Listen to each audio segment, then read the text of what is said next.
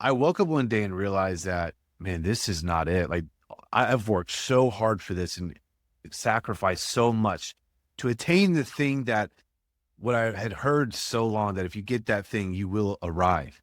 And arrival never happens. And so one day I remember waking up and just thinking, this was December, I think 2021. Just, man, I think I have all these things that like so many people want. But the realization was, I think I've built a prison for myself. We go back to that story and that analogy of just being on this treadmill that you feel like you can't get off of. Welcome to the Good Steward Podcast. Chris Evans here. And I want to share my journey from building a $70 million consulting business to losing it all. Together, we're going to explore the lessons of loss, burnout, and redefining success, finding true peace, joy, and contentment along the way.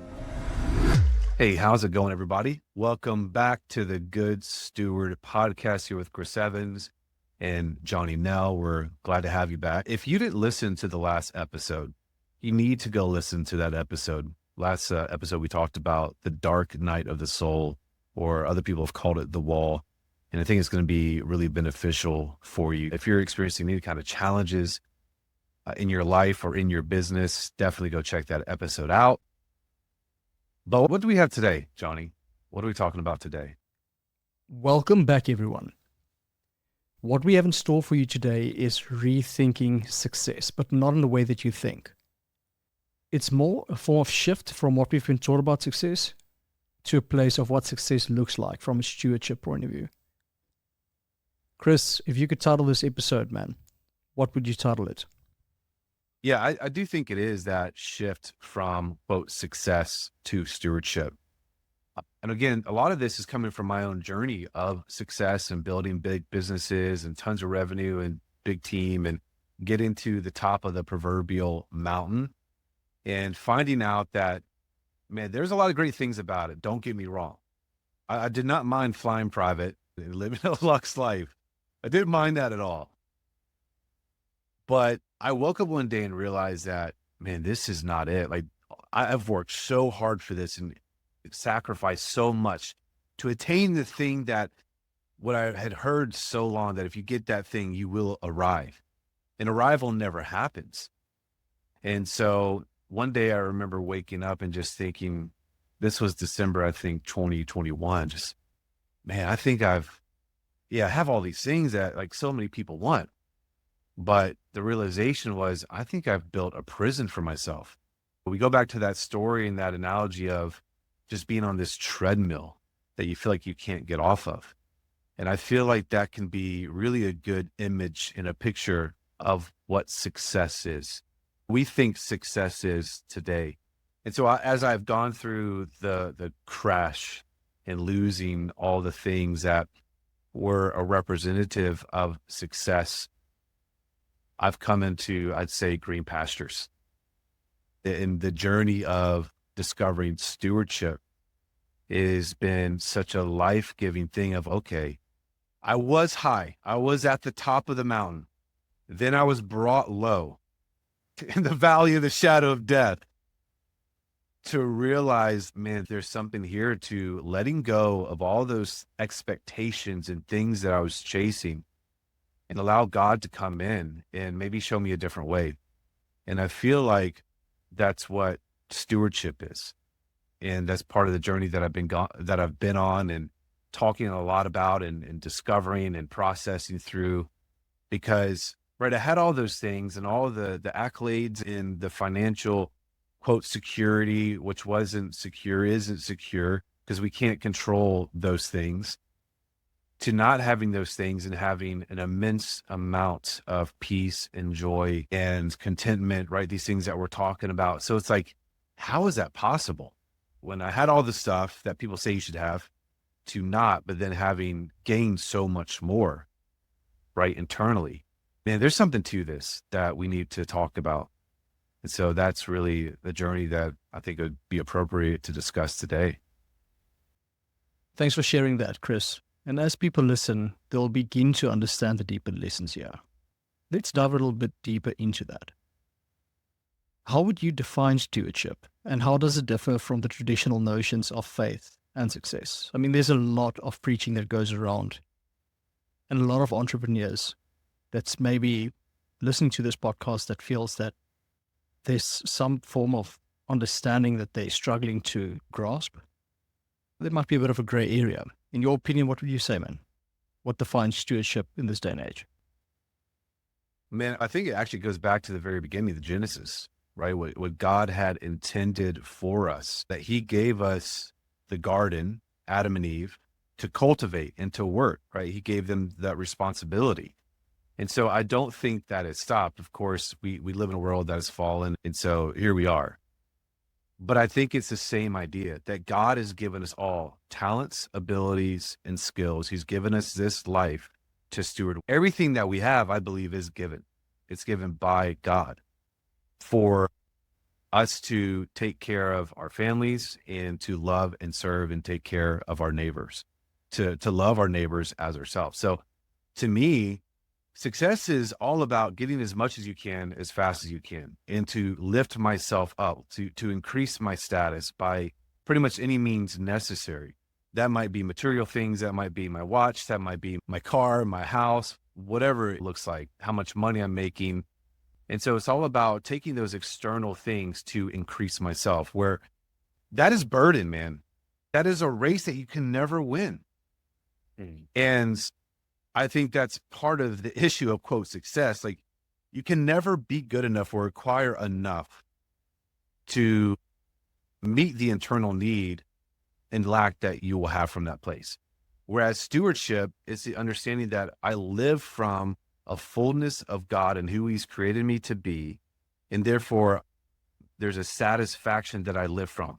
And that's the rest and the peace, to where understanding that, okay, God's given me these gifts, these talents, the finances, whatever I have in my life, in my work, in my business, to then cultivate, right? He's given me the raw materials to make something good, to create, being in his image, to then give that to the world.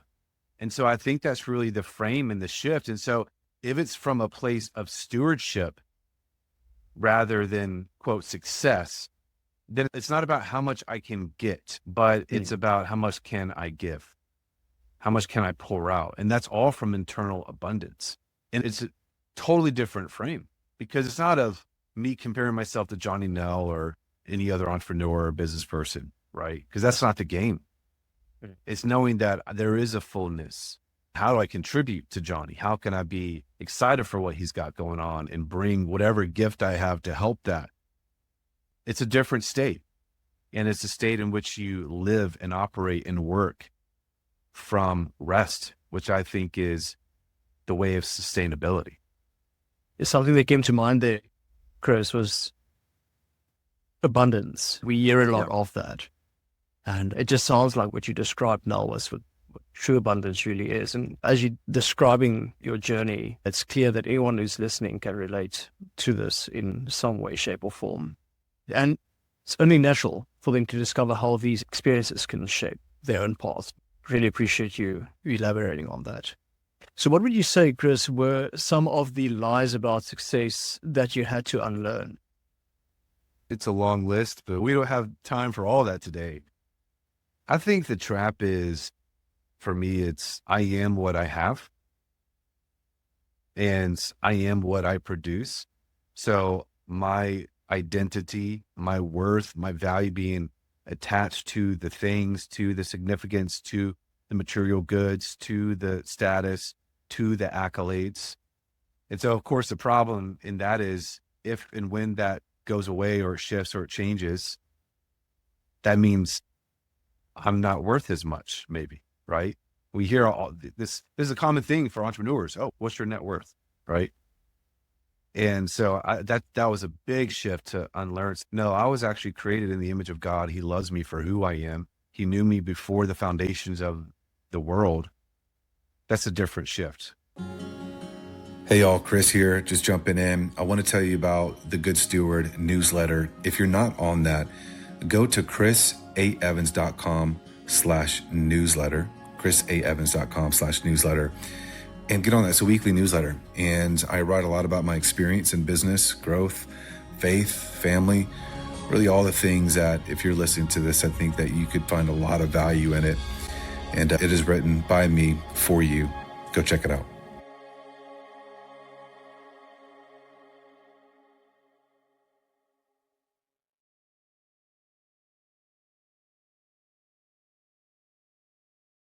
Now it's a process to come to a place to actually believe that and live from that place. But I think some other things is being so self-reliant, and I still struggle with that, and having to make sure that I am the one who is dictating and determining and controlling the outcome, right? Taking care of myself and getting mine and getting what's mine. Those are all things that I'm shifting from. Of course, there are responsibilities you have. Like, that's part of stewardship. You got to show up, you work. Like, that's what God's given us. But there's I think a sweet spot where, yeah, you show up, you work the process, you work the things God's given you to cultivate, but you let the Lord worry about the outcome, right? And I think the other big thing was feeling that treadmill state of always having to keep up, always having to live fast pace so that I can keep up and continue to maintain this stuff that I had built and I had created. And whether that's to build more security for myself, which is a false security, or keep up with other people, or the comparison, or whatever the thing was, that was a massive shift for me, man, because of the pace of my life was so insane. Not only was my external physical pace, but my internal state was just chaos, being pulled in all kinds of directions and never living and being at a place of consistent peace and rest. I think everyone listening will find it impossible not to reflect on the depth that what you've just shared. Chris, again, man, thanks for sharing that and giving everyone some awesome perspective to think about. To take all of that into consideration, what would you say were some of the lies about success that you had to unlearn? Yeah, I think the identity thing. The reason why people feel like they need to become successful is because they aren't secure in who they are aside from all the things that they have.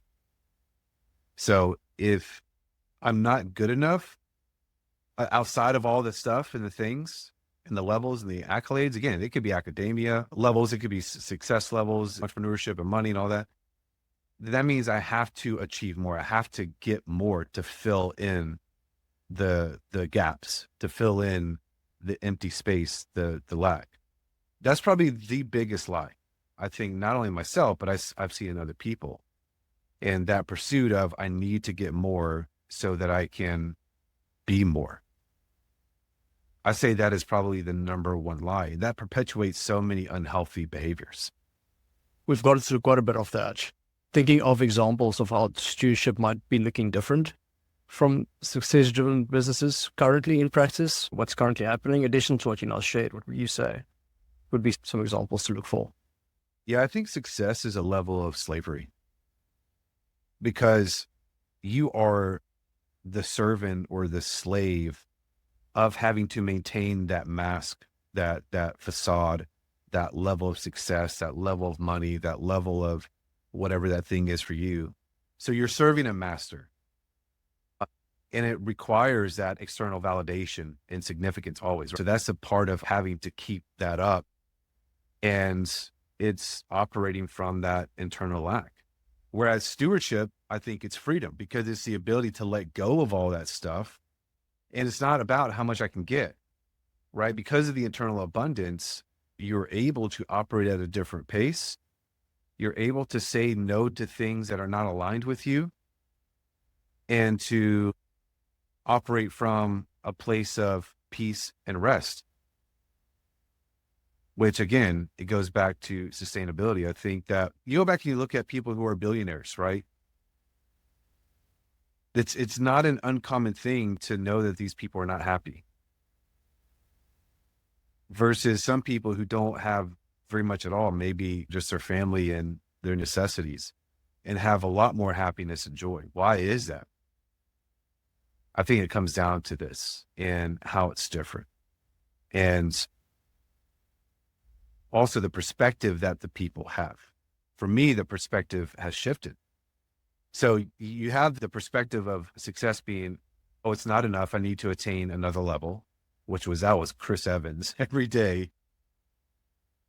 Or, man, look at how much I have. Look at the abundance. Look at the food in my fridge. Look at my family. Look at my friends. I'm so rich. So when our perspective starts to shift from, I don't have enough, I need to go get more, I need to become more, to, my God, look at everything I have in this. It could be the smallest little blessing. A cup of coffee or espresso with a good friend, or the ability and the freedom to practice your faith, or to read a book and to have some time to do like those kinds of things. It really, for me, again, like this is a whole thing that's just woven through this whole process, is my mindset in this and how I've looked at it. From right when I told the story about I'm going to have my biggest year, and our friends asked what I would rate that year 1 out of 10. And dude, more money, huge levels of gain in the business. I rated like a 3 or 4 out of 10. What in the world, dude? That's asinine. Now I'm on the opposite spectrum. If you were to be Chris Evans back then, now I was like, dude, you have no glory. There's no external validator. Nobody's going to look at Chris Evans. Oh man, he's killing it, bro. No, there's none of that. But yet I have so much more gratitude and joy and peace. And I think that is really the difference of, quote, success to stewardship. It's like, God, thank you for this little thing that I have to cultivate for you, and to maybe have this deep conversation with this person and have a positive impact on their life. And I think it all goes back to, is while looking at, I wrote about this in the newsletter last week, the Good Steward letter, realizing how short life really is. We think that we have all the time in the world, but when we remember death and remember that our life is on this earth is finite, hopefully that should change our perspective. And that's definitely been the case for me. So good. If it's okay with you, I would like you to just go a little bit more into that, especially regarding the shifting of the mindset. So how would you say, and this is just for the listeners out there, a lot of guys could be positioned in a place where they need to know that if they're chasing this dream, they've been looking at building $1 million businesses, etc., but truly maybe deep down inside, they know that's not really what they want. That's not where they would want to go, but they've been following that form of vision. Like, how has shifting to stewardship from a mindset point of view affected your decision-making in life and in business? And how would you share that across so that anyone currently going through this would be able to implement it? It's a really good question. I think so many of my decisions in the past were made from a place of fear. They were made from a place of lack. They were made from a place of angst and striving. And so the shift has been from, right, because again, the frame of success is I don't want to have lack. Therefore, I must get as much as I can, as fast as I can. I must get to the next level. So it's living in a state of lack, where stewardship is living in a state of abundance. Of course, that starts internal. If you live in a state of abundance, then you're able to find contentment in any situation. Therefore, you're able to make decisions from a place of peace, rest, joy, and open-handedness, to know that at the end of the day, I'm going to show up. I'm going to do what I feel like God is telling me to do, because he does speak to us all the time. And then I'm going to let go and trust that he's going to work all things together for the good. The success side is I'm going to control everything. I'm self-reliant. I'm going to make it happen. That's burden, man. Like, you're carrying a burden all the time, and that has a negative effect, especially over the long term. And that was definitely my case. Like, just the weight of the world on me. And again, the invitation from Jesus is, come to me and you'll find rest. Now, there is work in that. Like, we have to let go and we have to trust God. And I remember having a conversation. Sometimes I'll do a fire pit with two of my closest friends, Drew and Simon. A year and a half ago, I remember we're smoking cigars, drinking a little bourbon over a fire pit on a cool spring night. And I just I told them, I don't trust God. And it was evident in my actions and how I was showing up and the need to just hold on to everything, control everything. That's a big one, man. Do you want me to keep going? I can hear that you're getting fully vulnerable here, Chris, and I appreciate that. This will make people feel like they can trust their own processes as well. And that's a gift that you just gave everyone, so thanks for that. If it's okay with you, mate, we don't necessarily have to touch on that again. And if you feel called to at a later stage to really elaborate on that, by all means, please let that happen. Thinking of where everyone listening could be positioned at, they understand a bit more around the vision and the hope of what life could look like, adopting a stewardship approach and taking that responsibility up. What would you say were the challenges in this journey? We spoke about this in the previous episodes, but leading into this specific episode, what challenges have you faced in adopting this new approach? It was quite the adjustment going from 100 miles an hour in my life, in my internal state, to 30. Sometimes full stop. That's uncomfortable because I think for me, I use speed as a mechanism to distract myself from what was truly going on inside. And so I think that was probably the biggest challenge, is facing my internal state and some of the things I never addressed before in my life that I just didn't think were safe. And so I either swept it under the rug or coped with entertainment, work, or food or whatever. And so that was probably one of the biggest challenges, was allowing myself to start to have those conversations to work through what was going on internally, and that got me to the place that I was at, childhood things or just whatever. And just living in a culture that celebrates all the external validation in the falsehood and the inauthenticity in the mask wear. That's like the norm. It's been normalized. And so to be at this place of trying to essentially be upside down, be opposite of that, it's like swimming against the current, man. And I'm a fly fisherman, Wade. It's not easy to go against the current. And that's one of the biggest challenges because, again, as humans who like to be in community, if we're not going with the crowd, there's a feeling of isolation and being alone. And so I've definitely felt that. And just the process, I think, of working to rewire my brain and to establish those new pathways and new patterns of thinking and then feeling and behaving of this value system of stewardship. Right? We have these patterns that we've been operating, these programs, almost blindly, man, and unaware in how we operate. I know a lot about that, but those have been some of the big challenges I think that I've faced. But thank God that I've persevered and faced them and didn't just fall back into the old patterns, because that would probably be the easy way, but it's not the best way, in my opinion. Of course. And man, well done for pushing through that and overcoming that. I think a lot of times we really forget that the biggest part that we have to overcome is ourselves. We can get all the help. We can get everyone standing in line to assist. But if we can't overcome ourselves, it's not going to get us where we need to be. And as everyone is listening and beginning to reflect on what you've just shared, they'll likely realize that whether they are currently succeeding or struggling, there's something here for them to take home. Yeah. And on that, Chris, how do you balance the desire for growth with the principles of stewardship? I think that will be extremely helpful. Maybe guys are still thinking of the $1 million goal. And guys, please do not misunderstand this. There's nothing wrong with having those goals and those aspirations. But there's a way to look at it. And Chris, if you're open to diving into that, it would be awesome to hear those principles. I think part of it comes down to motivation. Why am I chasing this thing? And if we're honest with ourselves, that's a good question to ask. Is it because I want to be seen as something?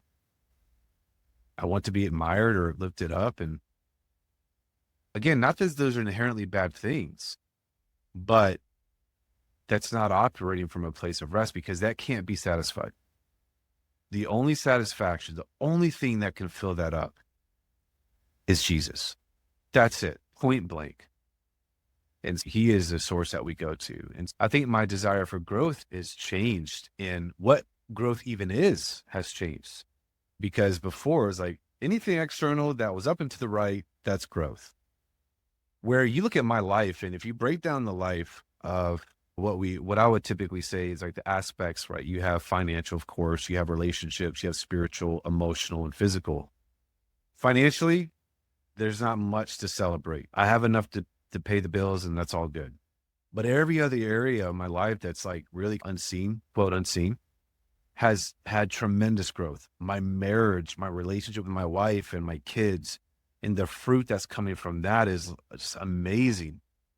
Emotionally, I've never been healthier before. Physically, I've never been healthier before. Mentally, I've never been healthier before.